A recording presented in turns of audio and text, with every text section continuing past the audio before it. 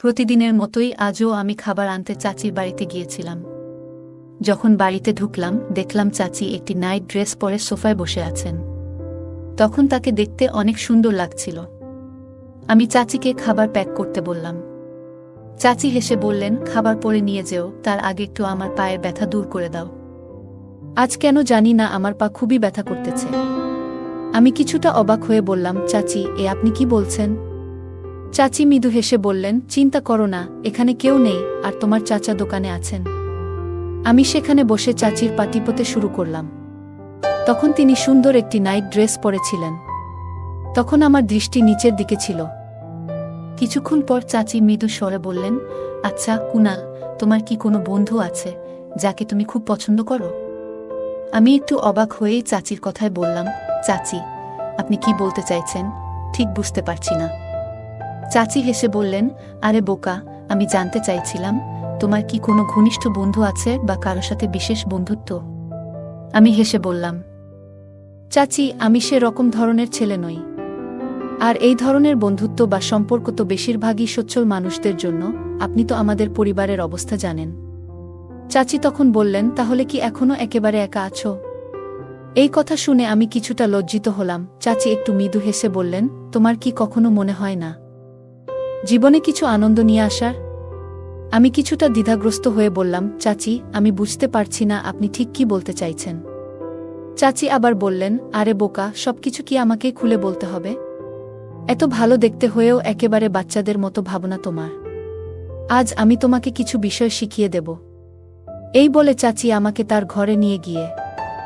বন্ধুরা, আজকের গল্পটা অনেক বেশি স্পেশাল। আশা করছি গল্পটা তোমাদের ভালো লাগবে। আর দয়া করে গল্পগুলো ভালো লাগলে ভিডিওটি লাইক, শেয়ার এবং চ্যানেলটি সাবস্ক্রাইব করো প্লিজ। আমার শৈশবটা ছিল কিছুটা কষ্টকর। পারিবারিক অবস্থার জন্য আমি এক দূরের আত্মীয়ের কাছে কাজ করতে এসেছি। বয়সে তিনি আমার থেকে অনেক বড়, তাই আমি তাকে চাচা বলে ডাকি। তিনি আমার আপন চাচা ছিলেন না। প্রায় ৩ বছর আগে যখন এখানে এসেছিলাম তখন আমার বয়স ছিল মাত্র ১৬। সেই সময় থেকেই আমি এখানে দায়িত্ব নিয়ে কাজ করে যাচ্ছি, আর নিজের সততা আর পরিশ্রম দিয়ে তাদের বিশ্বাস অর্জন করেছি। চাচা আমাকে খুব আন্তরিকভাবে দেখেন এবং আমার উপর ভরসা করেন। আর চাচি আমাকে তার ছেলের মতো ভালোবাসে। কিন্তু সেই ভালোবাসা পরবর্তীতে আমার জীবনের কাল হয়ে যায়। চাচার পরিবার খুব বড় নয়। তার একটি পুত্র ও ২টি কন্যা রয়েছে এবং স্ত্রীও বয়সে খুব কম। চাচার বয়স প্রায় ৩৮ বছর আর তার স্ত্রীর বয়স ২৫ বছর। তাদের পরিবারের বয়সের পার্থক্য বা অন্য কোনো বিষয়ে আমি বেশি কিছু জানি না। বড় মেয়ের বয়স ১০, ছোট মেয়ের বয়স ৮, আর তাদের পুত্রের বয়স মাত্র ৭ বছর। চাচার ব্যবসাও বেশ ভালো চলে, যার ফলে তাদের পরিবারের জন্য প্রয়োজনীয় সবকিছু সহজেই মেলে। এই পরিবারের সাথে আমার সম্পর্কটা এমনই যে আমি তাদের এক সদস্যের মতোই মিশে গেছি। পরিবারের জন্য প্রয়োজনীয় কেনাকাটার বেশিরভাগ দায়িত্ব আমার উপর। আমার উপস্থিতি বা চলাফেরায় তারা কখনোই কোনো বিধিনিষেধ দেয় না। এখানেই যেন আমার এক নতুন জীবন শুরু হয়েছিল। সবকিছু বেশ ভালোভাবেই চলছিল, আর প্রতিদিনের মতো সেদিনও আমি বাড়ির জন্য প্রয়োজনীয় জিনিসপত্র নিয়ে চাচার বাসায় পৌঁছাই। কয়েকবার দরজায় কড়া নাড়লাম, কিন্তু কেউ সাড়া দিল না বা দরজাও খুলল না। কিছুক্ষণ অপেক্ষার পর দরজাটায় একটু চাপ দিয়ে দেখলাম এবং বুঝলাম এটি বন্ধ নয়। এরপর আমি নিজেই দরজা খুলে ভেতরে ঢুকে পড়লাম এবং জিনিসগুলো রাখার জন্য রান্নাঘরের দিকে এগিয়ে গেলাম। রান্নাঘরের কাছে পৌঁছানোর পর আমি হঠাৎ পাশের বাথরুম থেকে কিছু অদ্ভুত শব্দ শুনতে পেলাম। শব্দগুলো ঠিক কোনো কান্নার শব্দের মতো ছিল না, বরং অন্যরকম। তখনও আমি ঠিক বুঝতে পারছিলাম না এই ধরনের শব্দ কেন আসছে। কিছুক্ষণ সেখানে স্থির হয়ে দাঁড়িয়ে রইলাম, কিন্তু শব্দগুলো আরও স্পষ্ট হয়ে উঠতে লাগল। বিষয়টি খুব রহস্যময় মনে হচ্ছিল। অবশেষে আমি বাথরুমের দিকে এগিয়ে গেলাম, কিন্তু ঠিক তখনই শব্দগুলো হঠাৎ বন্ধ হয়ে গেল। তারপর আমি পুনরায় রান্নাঘরে ফিরে গিয়ে জিনিসগুলো রাখলাম। যখন বের হওয়ার জন্য দরজা দিয়ে বেরোচ্ছি, তখনই বাথরুমের দরজাটি খুলল আর ভেতর থেকে একজন বেরিয়ে এলো। হঠাৎই দেখি চাচি বাথরুম থেকে বের হচ্ছেন। তিনি যখন আমাকে দেখলেন তখন কিছুটা অপ্রস্তুত এবং বিব্রত হয়ে আমার দিকে রেগে তাকালেন ও বললেন, তুমি কখন ভেতরে এলে? আমি কিছুটা ভয় পেয়ে গিয়ে মৃদুস্বরে বললাম, চাচি আমি তো বাইরে অনেকক্ষণ দাঁড়িয়ে দরজা নক করছিলাম। কেউ যখন সাড়া দিল না তখন দরজা খোলাই ছিল বলে নিজেই ঢুকে এলাম। আমার এই কথায় চাচি আর কিছু বললেন না এবং কিচেনের দিকে চলে গেলেন। সেদিন বাসায় শুধু চাচিই ছিলেন। পরে তিনি খাবার প্যাক করে দিলেন আর আমি সেটি নিয়ে দোকানের দিকে রওনা দিলাম, কিন্তু দোকানে যাওয়ার পরেও মনটা কিছুতেই ঠিক হচ্ছিল না। বারবার ভাবছিলাম আসলে চাচি কেন বাথরুমে এমন ছিলেন, আর অদ্ভুত সেসব শব্দই বা কেন আসছিল। পুরো দিন ভেবে কোনো কুলকিনারা করতে না পেরে অবশেষে সেই ভাবনা মন থেকে সরিয়ে রেখে কাজে মনোযোগ দিলাম। কিন্তু পরদিন আবার যখন খাবার আনতে চাচির বাড়িতে গেলাম, তখন কিছুটা অন্যরকম লাগলো। চাচি যেন একটু আলাদা ভঙ্গিতে তাকাচ্ছিলেন, যা গত 3 বছরে কখনো দেখিনি। যতক্ষণ আমি সেখানে ছিলাম তার দৃষ্টি যেন আমার দিকেই স্থির ছিল। কিছুক্ষণ পর তিনি খাবার প্যাক করে আমাকে দিলেন। আমার চাচি অনেক ভালো মনের মানুষ ছিলেন। চাচি খাবার প্যাক করে আমার হাতে দিলেন আর আমি দরজার দিকে এগোতে লাগলাম। হঠাৎ পিছন থেকে চাচি আমাকে ডেকে দাঁড় করালেন। আমি ঘুরে দাঁড়ালাম আর বললাম, জি চাচি, বলুন। তিনি হালকা হাসি দিয়ে আমার দিকে তাকিয়ে আমাকে স্নেহের সঙ্গে আলিঙ্গন করলেন। তার এমন আচরণে আমি কিছুটা অবাক ও বিব্রত হয়ে পড়লাম। কিছুক্ষণ পর তিনি আমাকে ছেড়ে দিয়ে মৃদু হেসে বললেন, তুমি এখন বেশ বড় হয়ে গেছ আর অনেক সুন্দরও লাগছে। তবে এই কথা যেন তোমার চাচাকে বা অন্য কাউকে না বলো। আমি মাথা নেড়ে তার কাছ থেকে বিদায় নিয়ে বের হয়ে এলাম, কিন্তু সারা পথ জুড়ে ভাবছিলাম আসলে আজ চাচির এমন আচরণের কারণ কি হতে পারে। দোকানে পৌঁছালেও আমার মনটা কাজের মধ্যে ঠিকঠাক বসছিল না। কিছুটা অস্বস্তি অনুভব করছিলাম, কিন্তু ভেতরে ভেতরে হাসিও পাচ্ছিল। পরের দিন রবিবার ছিল, আর সেদিন চাচা দোকান বন্ধ রাখতেন, তাই পুরো দিনটা বাড়িতেই কাটালাম। সোমবার সকালে দোকানে পৌঁছাতেই চাচা বললেন, তোমার চাচি কিছু বাজারের জিনিস আনতে বলেছে, তুমি একবার বাড়িতে গিয়ে দিয়ে এসো। তার কথা শুনে আমি খুশি মনে চাচার বাড়ির দিকে রওনা হলাম। বাড়িতে গিয়ে দরজায় কড়া নাড়লাম আর অপেক্ষা করতে লাগলাম। চাচি দরজা খুললেন, কারণ তার বাচ্চারা তখন স্কুলে গেছে। তিনি আমাকে দেখে বললেন ভেতরে আসতে, আর আমি ঘরে ঢুকলাম। তিনি দরজা বন্ধ করে ভেতরের ঘরের দিকে চলে গেলেন, কিন্তু আমি বারান্দায় দাঁড়িয়ে রইলাম। কিছুক্ষণ পর তিনি আমায় ডেকে বললেন, ওখানে দাঁড়িয়ে আছো কেন? ভেতরে এসো। তার কথা মতো আমি ঘরে ঢুকে গেলাম। প্রথমে তিনি একটু হাসলেন, তারপর বললেন, তুমি বসো, আমি এক্ষুনি আসছি বলে বাইরে চলে গেলেন। আমি সোফায় বসে তার জন্য অপেক্ষা করতে লাগলাম। কিছুক্ষণ পর তিনি 2 কাপ চা হাতে নিয়ে ঘরে ফিরলেন। একটি কাপ আমার দিকে বাড়িয়ে দিল। আমি বললাম, চাচি, এত কষ্ট করার কি দরকার ছিল? তিনি হেসে বললেন, চা খেয়ে নাও, সকালের দিকে কিছু শক্তি দরকার হবে তোমার। আমি একটু অবাক হয়ে ভাবতে লাগলাম, তিনি কেন এমন বলছেন। আমরা দুজনে চা খেতে খেতে তিনি মৃদু স্বরে বললেন, সেদিনের কথা তো আর কাউকে বলনি, তাই তো? আমি বুঝতে পারলেও ভান করলাম কিছু বুঝিনি। বললাম, কোনো কথা বলছেন চাচি? তিনি হেসে বললেন, আরে মনে নেই? সেদিন যখন তুমি খাবার নিতে এসেছিলে আর বিদায়ের সময় তোমাকে একটু আলিঙ্গন করেছিলাম। আমি বললাম, হ্যাঁ চাচি, মনে আছে, কিন্তু এটা তো এমন কোনো বিষয় নয় যা অন্য কাউকে বলার প্রয়োজন হবে। আর আমি এটা নিয়ে কিছু ভাবিনি। আমার কথা শুনে তিনি কিছুটা কাছে এসে বসলেন এবং মৃদু কণ্ঠে বললেন, শোনো, কিছু বিষয় সবসময় গোপন রাখাই ভালো। কারণ তোমাকে আমি যা করতে বলবো সেটা যেন কোনোভাবেই বাইরের কেউ জানতে না পারে। তার এই কথায় আমি কিছুটা অবাক হলাম এবং মনোযোগ দিয়ে তার কথা শুনতে লাগলাম, কিন্তু মনে নানা প্রশ্নের জন্ম হচ্ছিল। আসলে কি কাজের জন্য তিনি আমাকে এমনভাবে সতর্ক করছেন? চাচি যখন এসব কথা বললেন, আমি তাকে আশ্বস্ত করলাম যে তিনি যা বলবেন সেটা নিয়ে আমি কারো সঙ্গে কথা বলবো না। আমার প্রতিশ্রুতি শুনে তিনি হাসলেন এবং খুশি হয়ে বললেন, এটাই তো আমি চেয়েছিলাম। এই বলে তিনি দাঁড়িয়ে গেলেন। তবে তখনই আমি অবাক হলাম যখন চাচি আমাকে তার পায়ের ব্যথা কমানোর জন্য হালকা মালিশ করতে বললেন। তিনি বললেন, আজ বাড়ির অনেক কাজের পর বেশ ক্লান্ত লাগছে, কুনাল, তুমি একটু পায়ে মালিশ করে দাও, যাতে ব্যথা তাড়াতাড়ি দূর হয়। আমি বিস্মিত হয়ে বললাম, চাচি, এ আপনি কি বলছেন? তিনি হেসে বললেন, চিন্তা করো না, এখানে কেউ নেই, তোমার চাচা তো দোকানে আছেন। আমি শান্তভাবে বসে তার পায়ে মালিশ করতে লাগলাম, আর আমার নজর নিচু ছিল। কিছুক্ষণ পর তিনি বললেন, আচ্ছা কুনাল, তোমার কোনো বন্ধু-বান্ধবী আছে কি? আমি কিছুটা অবাক হয়ে বললাম, বন্ধু? বুঝলাম না চাচি, আপনি কি বলতে চাইছেন? তিনি মৃদু হাসিতে বললেন, আরে বোকা, মানে কোনো বিশেষ বন্ধু আছে কি? যাকে তুমি একটু বেশি পছন্দ করো? আমি কিছুটা লজ্জা পেয়ে বললাম, চাচি, আমি সে ধরনের মানুষ নই, আর তাছাড়া আমাদের আর্থিক অবস্থাও তো আপনার জানা, এসব বিষয়ে বড়লোকদের জন্য। চাচির প্রশ্নের আমার এমন সরল উত্তর শুনে তিনি হেসে উঠলেন, আর আমি তার কথাগুলো ভেবে কেমন একটা অদ্ভুত অনুভূতি করতে থাকলাম। আমার চাচি অনেক ভালো মনের মানুষ ছিলেন, আর তিনি অনেক সুন্দরও ছিলেন, কিন্তু আমি তাকে কখনো সেভাবে দেখিনি।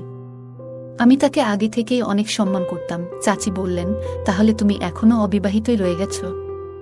এই বলে তিনি হাসতে লাগলেন। তার কথা শুনে আমি কিছুটা লজ্জায় পড়ে গেলাম। এরপর তিনি জিজ্ঞাসা করলেন, আচ্ছা, তোমার কি কখনো মনে হয় না যে কারো সঙ্গে বিশেষ সম্পর্ক থাকা উচিত, যেমন বেস্ট ফ্রেন্ড? আমি অবাক হয়ে বললাম, চাচি, আপনি কি বলছেন? আমি কিছু বুঝতে পারছি না। তিনি হাসি দিয়ে বললেন, তোমার মধ্যে এখনো বুঝতে শেখার বয়সটাই আসেনি। তুমি তো দেখতে শক্ত সমর্থ, কিন্তু মনটা এখনো বাচ্চাদের মতো। আমি তার কথায় কিছুটা ঘাবড়ে গিয়েছিলাম। বললাম, চাচি, দেরি হয়ে যাচ্ছে, দোকানে যাই। কিন্তু তিনি হেসে বললেন, এত তাড়াহুড়ো কিসের? একটু বসো। এই বলে আমাকে কাছে টেনে নিলেন এবং বললেন, তুমি কি জানো তোমার চাচা কতটা বয়স্ক? আমাদের মধ্যে বয়সের কত ফারাক। এই বলে তিনি একটু নীরবে আমার দিকে তাকালেন এবং বললেন, একটু পায়ের ব্যথা হচ্ছে, তাই একটু তেল দিয়ে মালিশ করে দেও। আমি কিছুটা সংকোচ বোধ করলেও তার কথায় সম্মতি জানালাম। তিনি তখন আরাম করে বসে বললেন, শরম কিসের? একটু তেল দিয়ে মালিশ করে দেও।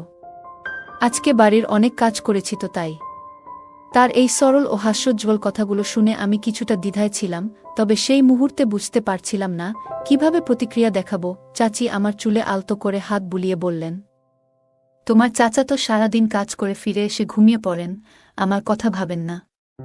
আমি এখনো বেশ তরুণী, আমার জন্য তো জীবনে কিছু আনন্দ থাকা উচিত, বলো? তার কথা শুনছিলাম, কিন্তু পুরোটা যেন মাথায় ঢুকছিল না। হঠাৎ তিনি আমার হাত ধরে আমাকে পাশে বসিয়ে নিলেন। তার পাশে বসে থাকতে অদ্ভুত একটা অনুভূতি হচ্ছিল, আর তার নানা ধরনের কথা শুনে যেন ভিতরে কিছুটা অস্বস্তি কাজ করছিল। এক সময় অনুভব করলাম যেন নিজেকে পুরোপুরি সামলে রাখতে পারছি না, এবং অস্থিরতার মাঝে একটু ঘামতে শুরু করলাম। তবে চাচির মুখে আনন্দের আভাস স্পষ্ট ছিল। তিনি হাসি দিয়ে বললেন, অনেকদিন পর মনে হচ্ছে মনটা একটু শান্তি পেল তোমার সাথে কথা বলে। কুনাল, তুমি নিশ্চয়ই ভালো আছো? তার এই প্রশ্নের জবাবে আমি নিরুত্তর থেকে নিচের দিকে তাকিয়ে রইলাম। মনে হচ্ছিল এই অভিজ্ঞতায় আমার ভেতরের অনেক কিছুই বদলে গেছে। পরদিন যখন আমি আবার খাবার আনতে চাচির কাছে গেলাম, তার ব্যবহার এবং কথাবার্তা আগের দিনের মতোই যেন কিছুটা আলাদা লাগছিল। চাচি এই ব্যাপারটা আগেই ভাবনায় রেখেছিল, এবং তারপর সময় কিভাবে চলে গেল বুঝতেই পারলাম না। তবে এখন মনে হচ্ছিল বেশ ভয় লাগছে, কারণ ভাবছিলাম চাচা তো অপেক্ষা করছেন। এত দেরি হওয়ার কারণ কি বলবো, সেই চিন্তা নিয়ে চাচির সঙ্গে কথাটা তুললাম। বললাম, চাচা তো জানতে চাইবেন এত সময় কোথায় লাগালে? চাচি আমার কথা শুনে হেসে বলল, তুমি একদম চিন্তা করো না। আমাকে যদি চাচা কিছু জিজ্ঞাসা করেন, তাহলে বলবে যে আমার শরীরটা ভালো ছিল না, তাই ওষুধ আনতে তোমাকে দোকানে পাঠিয়েছিলাম। রান্নাটাও তখনও হয়ে ওঠেনি, সেই জন্য দেরি হয়ে গেছে। চাচির পরিকল্পনা শুনে আমি বেশ নিশ্চিন্ত হলাম, কারণ এটা শুনলে চাচা বুঝতে পারতেন যে সত্যি একটু দেরি হয়েছিল। খাবার নিয়ে দোকানে পৌঁছলাম। সেখানে বেশি লোকজন ছিল না। চাচা আমাকে খুব মনোযোগ দিয়ে দেখছিলেন। তিনি প্রশ্ন করতেই আমি চাচির বানানো গল্পটাই বলে দিলাম। চাচাও সেটা সহজেই মেনে নিলেন এবং শান্ত মনে খেতে বসে গেলেন। তবে কেন যেন আমার মধ্যে এক ধরনের অপরাধ বোধ তৈরি হচ্ছিল। মনে হচ্ছিল ভাইয়ার প্রতি আমি সৎ থাকতে পারিনি, কিছু একটা লুকিয়েছি। পরের দিন যখন খাবার আনতে গেলাম, চাচিকে দেখে মনে হলো তিনি খুব খুশি। আজ যেন তার মধ্যে অন্যরকম এক উচ্ছ্বাস ছিল। তবে আমি কোনো কথাই বলিনি, চুপচাপ দাঁড়িয়েছিলাম। মনে হচ্ছিল যেন চাচার প্রতি আমার কর্তব্যবোধের ঘাটতি থেকে গেছে। হয়তো এ কারণেই চাচির সঙ্গে কথা বলতেও কিছুটা অস্বস্তি হচ্ছিল। তিনি হাসি মুখে আমার দিকে তাকিয়েছিলেন, কিন্তু আমার এভাবে চুপচাপ থাকা দেখে কিছু জিজ্ঞাসা করলেন না। যখন খাবারের টিফিন আমার হাতে তুলে দিলেন, তখন হঠাৎ বললেন, কুনাল, আজকে খুব চুপচাপ দেখাচ্ছে তোমাকে। কি হয়েছে? আমি বললাম, না, তেমন কিছু নয়। তখন চাচি হেসে বললেন, কাল তুমি যে ভালোবাসা দিয়েছ, তার জন্য আমি খুবই কৃতজ্ঞ।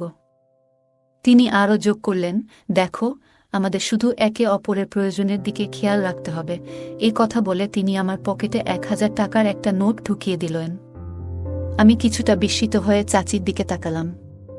তিনি বললেন, আমরা দুজনেই একে অপরের প্রতি খেয়াল রাখব, আর অন্য কোনো চিন্তা মাথায় আসতে দেব না। তুমি বুঝতে পারছো তো আমি কি বলতে চাই? তার কথার গভীরতা না বুঝেও আমি মাথা নেড়ে সম্মতি জানালাম। চাচি আবারও শান্তভাবে আমার দিকে তাকিয়ে থাকলেন। আমি বুঝতে পারছি তুমি কেন এত চুপচাপ। কারণ তুমি তোমার বয়স্ক চাচার কথা ভাবছ। তার শরীর আর আগের মতো নেই, সে যেন অনেক ক্লান্ত। অথচ আমি তো একজন তরুণী, আমারও কিছু চাওয়া পাওয়া আছে। তার জন্যই বলছি, তুমি এ নিয়ে বেশি ভাবো না। মনে হলো চাচি যেন আমার মনের গভীরে পৌঁছে গেছেন। তিনি বুঝতে পেরেছেন যে আমি চাচার প্রতি অনুগত না থাকতে পারায় কিছুটা অস্বস্তি বোধ করছি। আমাকে এই অস্বস্তি থেকে বের করতে তিনি অনেক কথাই বললেন। বুঝিয়ে দিলেন আমাদের মধ্যে যা ঘটেছে তা দুজনেরই প্রয়োজন ছিল। এখন আমি অপেক্ষা করি কবে তিনি খাবার নেওয়ার জন্য ডাকবেন আর আমি তার কাছে যাব। এরপর একদিন যখন খাবার আনতে গেলাম, চাচি আমাকে বললেন, এত অল্প সময়ে আর ভালো লাগছে না, চেষ্টা করো যেন একদিন পুরো সময় বের করতে পারো, যাতে আমরা একটু নিরিবিলিতে কথা বলতে পারি। আমি বললাম, কিন্তু এত সময় বের করা তো আমার জন্য কঠিন। তখন চাচি বললেন, ঠিক আছে, আমি নিজেই কিছু একটা ব্যবস্থা করি। পরের দিন যখন চাচির বাড়িতে গেলাম, তাকে খুব খুশি দেখাচ্ছিল। আমি কারণ জানতে চাইলাম, তখন তিনি বললেন যে তার মাথায় একটা পরিকল্পনা এসেছে, যাতে আমাকে 3-4 দিনের জন্য দোকানের দায়িত্ব নিতে হবে এবং সেই সঙ্গে তাদের বাড়িতেও থাকতে হবে। আমি চাচির কাছে জিজ্ঞাসা করলাম, কিন্তু এটা কিভাবে সম্ভব? তখন তিনি বললেন, তোমার চাচাকে আমি কয়েকদিনের জন্য অন্য শহরে পাঠাতে পারি। তার বড় ভাই বেশ কিছুদিন ধরে অসুস্থ, আর তোমার চাচার দোকান এবং বাড়ির দায়িত্বে থাকার কারণে সেখানে যেতে পারছে না। আমি দোকানের সব কাজ ভালোভাবে জানতাম, আর বাড়িতে থাকা আমার জন্য কোনো সমস্যা ছিল না। তাই আমি রাজি হয়ে গেলাম। চাচি বললেন, ঠিক আছে, আমি আজ রাতেই তোমার চাচার সঙ্গে কথা বলবো। তবে যদি তিনি তোমাকে কিছু জিজ্ঞাসা করেন, এমনভাবে বলো যেন তুমি আগে কিছুই জানো না। বিষয়টা যেন নতুন করে শুনলে মনে হয়। আমি তাকে আশ্বস্ত করলাম, আপনি চিন্তা করবেন না, আমি ঠিক এমনটাই করব। পরদিন যখন দোকানে গেলাম, চাচা আমাকে কাছে ডেকে বললেন, তুমি কি আমার অনুপস্থিতিতে দোকানটা সামলাতে পারবে? আমি অবাক হয়ে জিজ্ঞাসা করলাম, আপনি কি কোথাও যাচ্ছেন? তিনি বললেন, হ্যাঁ, 2-3 দিনের জন্য অন্য শহরে যাচ্ছি। আমি তাকে নিশ্চিন্ত করে বললাম, আপনি নিশ্চিন্ত থাকুন, আমি দায়িত্ব নিয়ে সব সামলে নেব। তিনি তেমনি ভরসা করছিলেন, কারণ জানতেন আমি সব কাজ বুঝি। কিছুক্ষণ চুপ থাকার পর তিনি বললেন, দোকানের চেয়ে বাড়ির ব্যাপারে বেশি চিন্তা হচ্ছে, কারণ বাড়িতে একজন পুরুষের উপস্থিতি প্রয়োজন। তাই আমি চাই যে এই কদিন তুমি আমাদের বাড়িতেই থাকো। আমি চাচার মুখের দিকে তাকিয়েছিলাম। কিছু বলার আগেই তিনি আবার বললেন, তোমার বাড়িতে যদি কোনো সমস্যা না হয়, তবে তুমি এই কটা দিন আমাদের বাড়িতে থেকেই রাত কাটাও। আমি হেসে বললাম, আপনি কেমন কথা বলছেন? আমার বাড়ির লোকজন এতে কোনো আপত্তি করবে না। আপনি যেটা বলছেন সেটাই করব। তিনি আমার কথায় খুশি হলেন, যেন তার চিন্তাটা দূর হলো। চাচার মুখ দেখে মনে হলো যেন তার কাঁধ থেকে বড় একটা ভার নেমে গেছে। তিনি জানালেন যে তিনি আগামীকাল বড় ভাইয়ের খোঁজ নিতে রওনা হবেন। সেদিন দুপুরে যখন খাবার আনতে গেলাম, আমি চাচিকে এই সুসংবাদটা জানালাম। চাচি এতটাই খুশি হয়ে গেলেন যে তার আনন্দ থামছিল না। সন্ধ্যায় দোকান বন্ধ করার পর চাচা দোকানের চাবি আমার হাতে দিয়ে বললেন যে তিনি 3 দিনের জন্য বড় ভাইয়ের কাছে যাচ্ছেন এবং চতুর্থ দিন ফিরে আসবেন। তারপর আমাকে বললেন, তুমি যেন কাল তোমার বাড়ির লোকজনকে জানিয়ে দাও যে এই কদিন আমাদের বাড়িতেই থাকবে। আমি মাথা নেড়ে সম্মতি জানালাম।